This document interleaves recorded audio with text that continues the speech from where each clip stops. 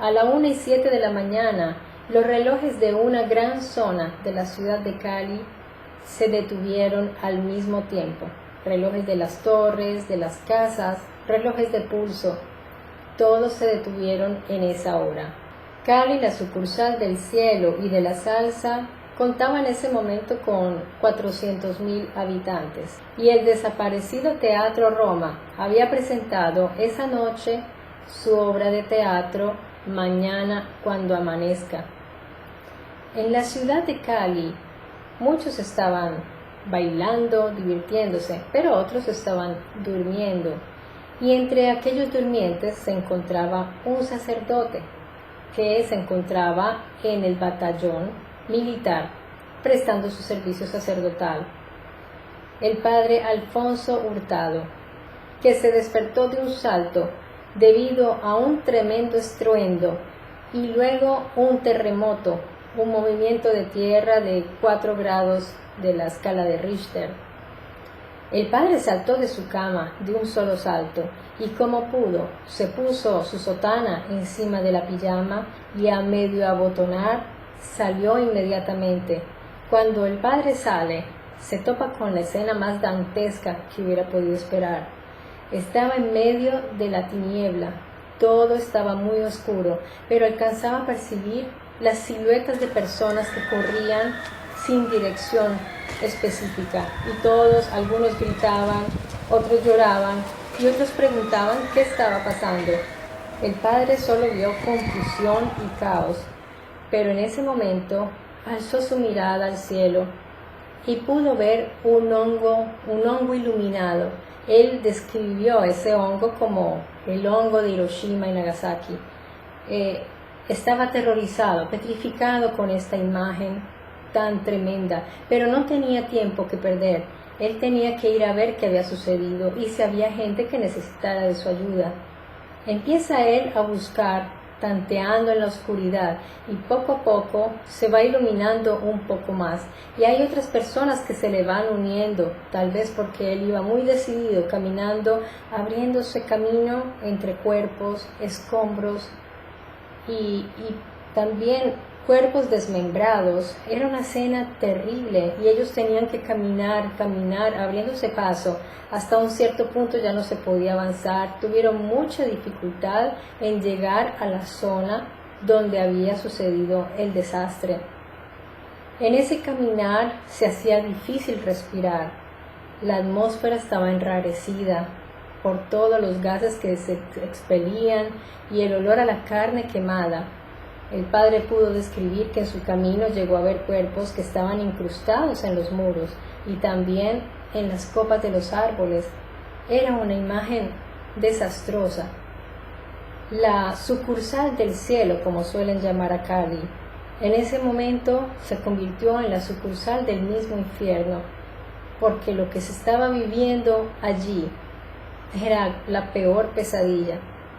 En ese momento el fuego empieza a iluminar un poco más, las llamas del fuego, y él logra ver a un hombre alto que estaba en calzoncillos y estaba como con su mirada perdida, El padre se dio cuenta que este hombre tenía un revólver en la mano, de modo que percibió que esa persona estaba en shock, seguramente, caminando así como tambaleándose.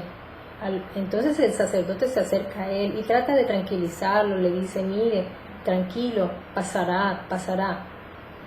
Pero el Señor, el hombre, le dijo, Padre, perdí todo, perdí todas mis pertenencias, perdí mi familia, lo he perdido todo.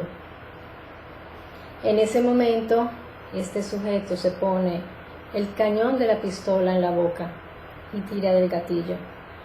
Así el padre tuvo que presenciar uno de los muchos suicidios que vio esa noche. Él siguió caminando, buscando personas, buscando entre los escombros a ver si había vida, y logra ver la silueta de un soldado que lo llama, le dice, Padre, venga, venga, y le dice, mire que hay una muchacha que está reventada. El sacerdote va inmediatamente a colaborar cuando se da cuenta que era una jovencita, era muy joven, y que no estaba reventada, estaba dando a luz. De manera que él se agacha en el piso y empieza a prestarle ayuda a esta muchacha que además está quemada y tiene mucha dificultad en respirar. Esa pobre mujer usó sus últimas energías para traer al mundo a una niña que recibió el sacerdote en sus manos, pero él no tenía cómo cortar el cordón umbilical. Y mirando a su alrededor, alcanzó a ver que de las alcantarillas brotaba el agua, porque por la explosión se rompió el pavimento, todo estaba destrozado. De manera que usó ese agua para bautizar a la niña por la gran urgencia, porque sabía que después de dar su primer respiro, esa pequeña criatura lo exhaló. Primer respiro de aire envenenado, en ese momento la niña expira y se muere en sus brazos. El padre, cuando contó esta historia, deja ver todavía, a pesar de que han pasado más de 60 años de esto, deja ver el dolor en esos ojos ya nublados, tal vez por los años, tal vez por las lágrimas que todavía brotan después de todos esos años. Y se emociona mucho a pesar de que le habían hecho numerosas entrevistas y ya pues el padre ya dejó este mundo, que en paz descanse, ya se fue. Pero él hasta el último día de su vida recordó todo esto y siempre lo contó, lo narró de una manera que de verdad que llega hasta el alma lo que este sacerdote vivió. Después de esto, él sigue buscando entre los escombros y las personas. Esa explosión fue tan fuerte que lanzó por los aires a los cadáveres del cementerio central. Esta explosión profanó las tumbas de los muertos, que tampoco se salvaron de tan tremenda explosión. La onda expansiva se expandió, perdón la redundancia, tuvo un diámetro de 50 metros el hueco, el cráter que dejó, y de profundidad 8 metros. Es una cosa bárbara. El padre lograba recordar que ese hueco, ese cráter tenía forma cónica, que eso los impresionó muchísimo. Entonces muchas personas se acercan a ayudar. Entre ellas hay muchas mujeres que llegan a ayudar voluntariamente, y como en esa época no estaba organizado ningún grupo de voluntariado o asociación o algo así, ellas ¿qué hicieron? Se pusieron unos delantalcitos blancos con gorritos y les pintaron una cruz roja, y así improvisaron un grupo de voluntarias que hoy día son las damas grises. Digamos que de estas grandes tragedias siempre también se forman mecanismos y dinámicas de generosidad, de altruismo. De hecho, ni siquiera los ladrones se atrevieron a profanar ese campo santo, porque no hubo ni un solo robo. Al contrario, se veían las filas de personas para colaborar.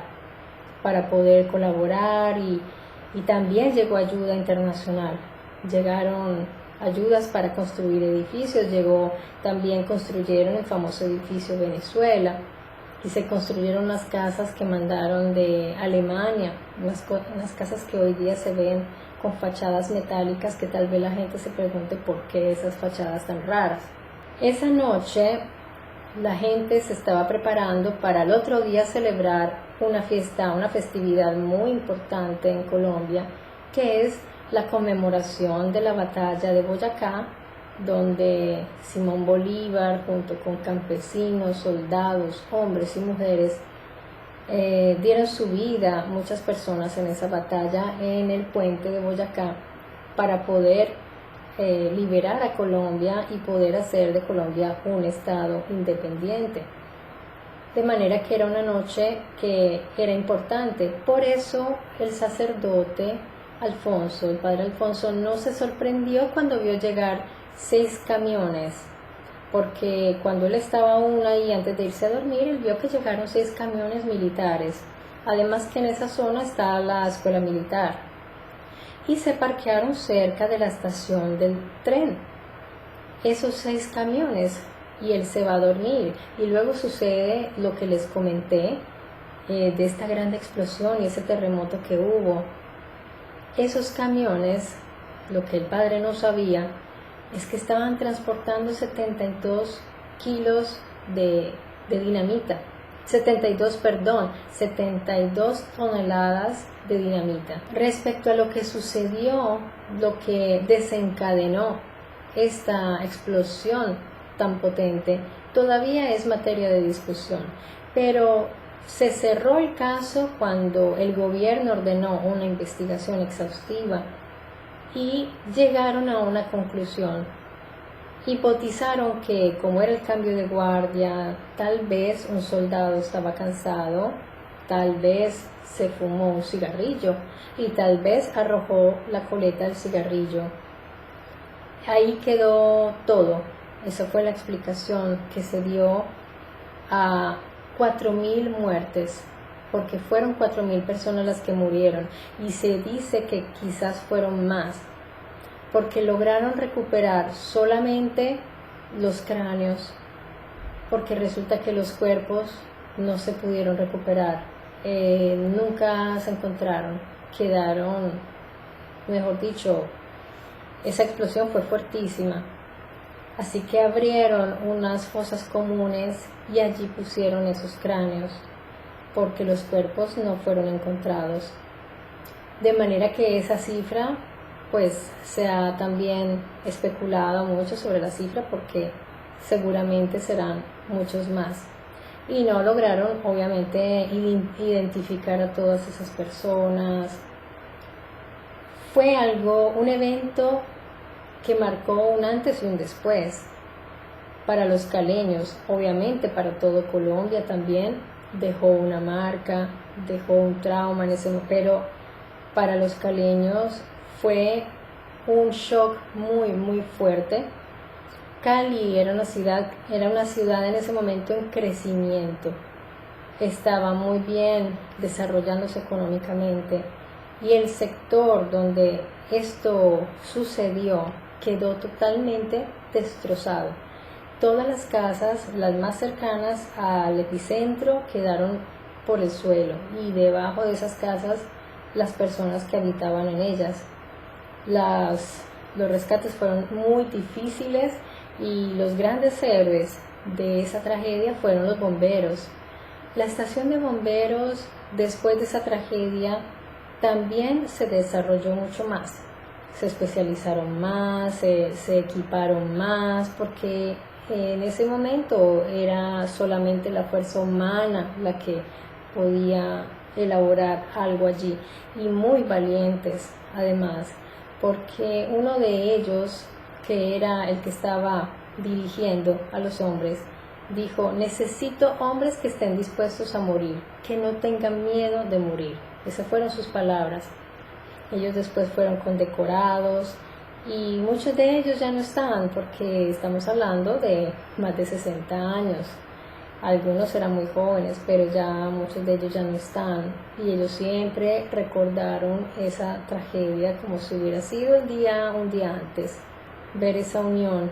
Digamos que en medio de la tragedia surgió lo mejor de los caleños y eso lo vio todo el país y el mundo también, que vieron esa colaboración entre los caleños tan bonita y que ellos quisieron dejar atrás todo eso, quisieron como olvidar y de ahí surge una feria muy importante en Cali, que es la Feria de Cali, que es una feria que atrae muchísimo turismo y para los caleños es, yo creo que la fiesta más importante.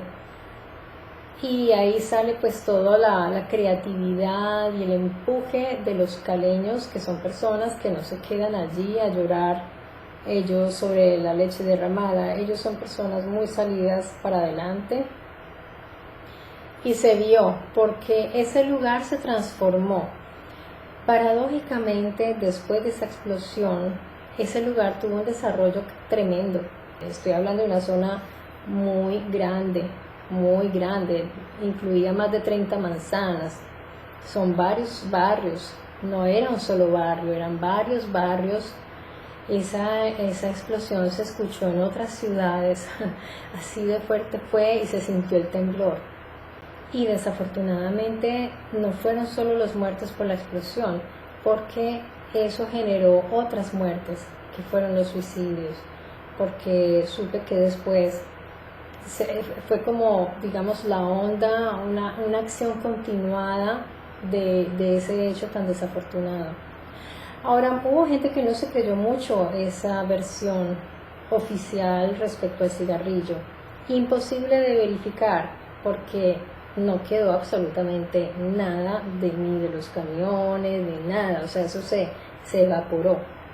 Así que era imposible de probar. Es solo una teoría y se cerró para no indagar más y no perder como más tiempo en perder, perdón, entre comillas, porque las víctimas reclamaban qué había pasado y había algunas teorías que eran más complicadas por situaciones que había ahí políticas y todo, y algunos piensan en un acto terrorista y bueno, fueron teorías, digamos, muy delicadas. Yo, por ejemplo, tengo mi casa de mis abuelos allá en Cali. Yo les he hablado de esa casa porque pues como allá pasan cosas bastante particulares, aquí en mi canal hay varios videos de mi casa, de mis abuelos, en la cual yo viví también cuando tenía 9 años. Y cuando yo tenía 9 años patinaba en el corredor y yo nunca me olvido de un piso muy bonito que hay en la casa porque yo lo usaba como rampa, porque está alzado, está como inflado, ¿no? Y nunca me pregunté qué había pasado, porque pues no era algo importante para mí, yo simplemente saltaba y pues me parecía hasta más divertido patinar en un piso así que en un piso liso, y ese piso todavía está así. Y en estos días le conté a mi madre que yo iba a hacer un video para recordar este hecho, y mi madre me dijo, pues, ¿te acuerdas el piso de la casa? Ese piso se levantó por la explosión. Yo, ¿cómo? Increíble. Y la casa no es ahí, en el sector donde estuvieron los camiones, es más alejado. Y sin embargo, mi mamá me dijo, sí, las ventanas se zafaron, el piso se sopló y hubo grietas en las paredes. O sea que es una fuerza destructiva. Pues imagínense 6 camiones llenos de dinamita. ¿A quién se le ocurre parquear 6 camiones llenos de dinamita en una ciudad? En plena ciudad, llena de habitantes. Es algo que pues uno se hace esa pregunta y pues causa indignación, porque es una gran irresponsabilidad o ahí hubo algo más, ¿no? Pues es inevitable pensar.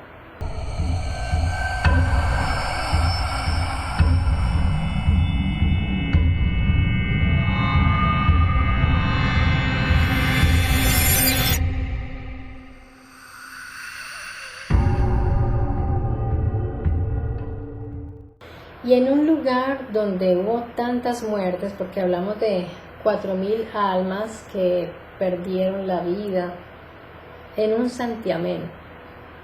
Imagínense ustedes cuando y durmiendo, personas que no están conscientes, que están dormidas, de un momento a otro ya no están en este plano. Bien, no les voy a dar teorías del más allá ni nada, eso lo dejo a ustedes, pero yo sí tengo mis convencimientos respecto a eso y yo creo que cuando uno se va de esa manera, no se va o no se va tan rápido, porque yo creo que sí hay un más allá y yo sí creo. Y aparte de lo que yo crea o no, en ese lugar ya hay personas que han reportado hechos paranormales. La antigua estación, que fue destruida porque ahí estaban parqueados los camiones, ahora es una nueva. Es la nueva estación, no me acuerdo el nombre, pero allí funcionan los trenes de Cali en este momento. Y una de las empleadas contó su historia. Ella dijo que una tardecita a las 6 de la tarde se quedó hasta tarde a trabajar y dice que escuchó como unos lamentos, como alguien que se quejaba. Y bueno, no le prestó mucha atención. No dijo, de pronto me lo estoy imaginando o algo así, pero esos lamentos se empezaron a volver ya como un llanto desesperado, como angustioso y ya más fuerte. Ella dice, yo cogí mi bolso, cogí las llaves de mi carro y me fui disparada de ese lugar. Hay otras personas que han referido que en otros edificios, no en ese, pero en otros han sentido golpes fuertes en las mesas de madera. Y en el barrio Versalles, que tampoco es ahí en el epicentro, pero es ahí en esa misma zona donde ocurrieron los hechos, un vigilante tuvo una experiencia muy fuerte. Este pobre muchacho salió en un noticiero dando su declaración porque él se encontraba en el edificio Versalles y escuchó algo en el sótano y fue a verificar que todo estuviera bien con su linterna y todo el caso. Él tiene otros compañeros allí, pero él estaba allí solo.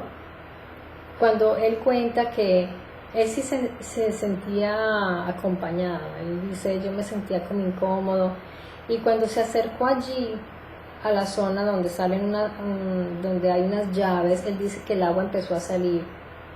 Entonces él ya dijo, uy, ¿qué está pasando? Porque para que el agua salga tienes que abrir la llave, ¿no? Y yo imagino que él también es un poco nervioso, porque hay personas más frescas, como que no reaccionan. No, él cuando yo vi la entrevista me di cuenta que es de esas personas que, se mosquean rápido, ¿no? Así que él ya empezó como, esto no me gusta, ya se quería ir. Y cuando se empezó a ir, vio que un carro se le prendieron las luces. Entonces él dijo, no, hay que ir a mirar. Está en su deber como vigilante. Él fue a mirar y no había nadie dentro del carro, pero ya dijo, no, yo me voy de aquí. Y sucedieron más cosas. Este muchacho se asustó tanto que subió corriendo las escaleras y llamó a la policía. Estaba totalmente aterrorizado. Él no quiso verificar solo y le dijo a la policía, aquí en el edificio hay intrusos, por favor, necesito refuerzos. Y llegaron y la policía no encontró nada. Quién sabe si los policías fueron pues comprensivos y todo depende, porque hay personas que no creen absolutamente nada, que nunca ven nada, nunca les pasa nada, pues porque tendrían que creer.